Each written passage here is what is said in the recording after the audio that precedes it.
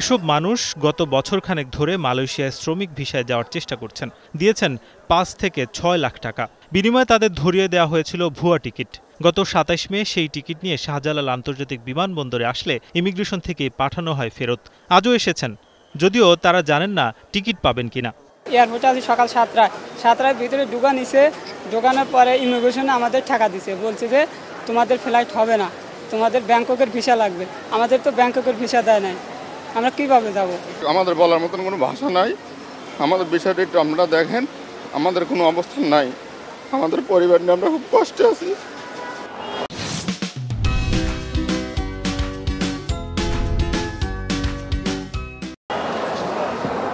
আল-হেরা নামক রিক্রুটিং এজেন্সির এই প্রতিনিধি দায় এড়িয়ে জানান, এটা ভুল বোঝাবুঝি। তারা আজকেও চেষ্টা করে যাচ্ছেন তাদের টিকিট দেওয়ার জন্য। ৩ দিন ধরে আমাদের বসে বহুত চেষ্টা করতেছে টিকিটের জন্য। টিকিটের দাম তো হয়তো আপনারা জানেন ১,৪০,০০০ টাকা, যে টিকিট ছিল ২৫,০০০ ৩০,০০০ টাকা। এখন কী কারণে এত দাম বাড়লো এটা আসলে আমরাও বলতে পারবো না। সাধারণত হযরত শাহজালাল আন্তর্জাতিক বিমানবন্দরে অন্যান্য দিনে কিছুটা দিনের বেলায় ভিড় কম দেখা যায়, তবে আজকে এর চিত্র পুরোপুরি উল্টো। এর বড় কারণ, মালয়েশিয়ার যারা শ্রমিক তারা কিন্তু আজকের পরে আর যেতে পারবেন না। ফলে একটি সংকট তৈরি হয়েছে, সবাই হুমড়ি খেয়ে পড়ছেন এই শাহজালাল আন্তর্জাতিক বিমানবন্দরে। তবে বড় একটি সংকট, দিনে মাত্র ২৫০০ থেকে ৩,০০০-এর মতো মানুষ মালয়েশিয়া যেতে পারবেন।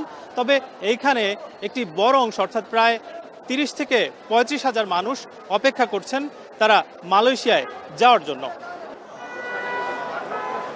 শুক্রবারের পর বাংলাদেশ সহ ১৫টি দেশের শ্রমিকরা ঢুকতে পারবে না মালয়েশিয়ার শ্রমবাজারে। তাই শেষ দিনে অনেকেই টিকিট না পেলেও ভিড় করেছেন বিমানবন্দরে। অধিকাংশই জানেন না কখন পাবেন তার কাঙ্ক্ষিত টিকিট। প্লেন টিকিট এখনো পাই নাই। কালকে বলছিল ৯টার ভিতরে আসতে, ৯টার ভিতরে পৌঁছাইছিলাম। পরে আমাদের সে মালিক বলল যে তোমাদের কালকে ১০টায় ফ্লাইট দিবা না। আমি সেই অবস্থার পর আছি, দেখা যাক, আল্লাহ ভরসা, এখনো হাল ছাড়িনি। ১১টার সময় আমাদের ফ্লাইট হওয়ার কথা, কিন্তু এই পর্যন্ত টিকিট পাই নাই। আর বলছে যে আসলেই টিকিট দিব, তো আমরা তো অপেক্ষা করতেছি, আমরা তো টিকিট পাচ্ছি না।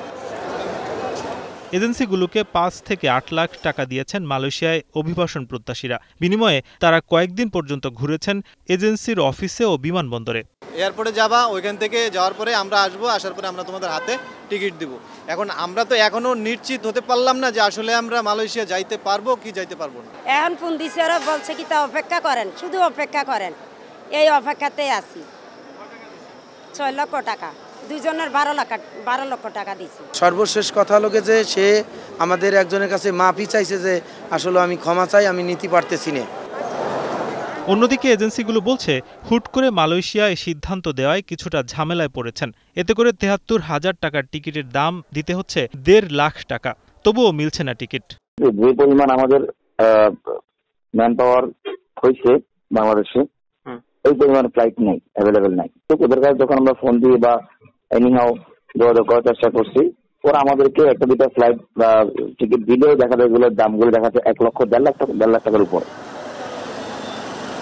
শুক্রবার ৭টি নিয়মিত ও একটি বিশেষ ফ্লাইটে প্রায় ২,০০০ যাত্রীর কুয়ালালামপুর যাওয়ার কথা।